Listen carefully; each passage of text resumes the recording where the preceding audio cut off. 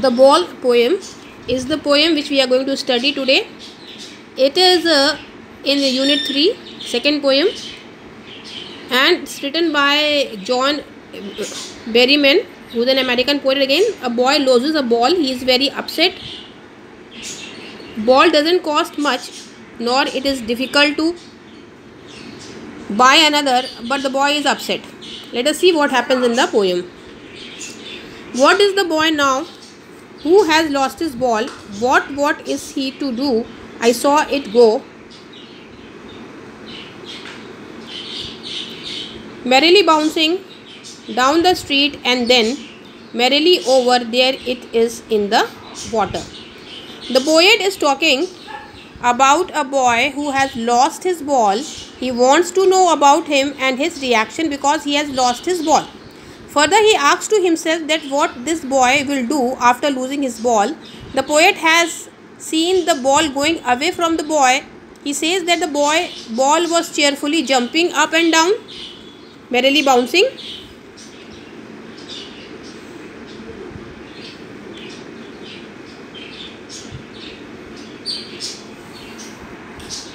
Up and down in the street. This means that when the ball skipped from boy's hand, it went into the street, and later on it fell into the nearby river.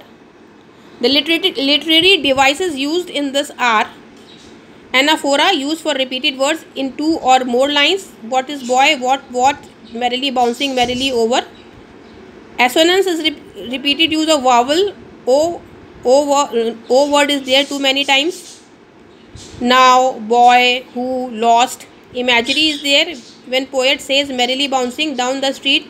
Repetition is there in the poem. What is repeated? Then in the further lines, no use to say, oh, there are other balls.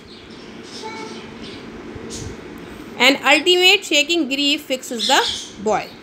As he stands rigid, trembling, staring down all his young days into the harbour where his ball went, I would not intrude on him a dime. Another ball is worthless. Now he senses first responsibility.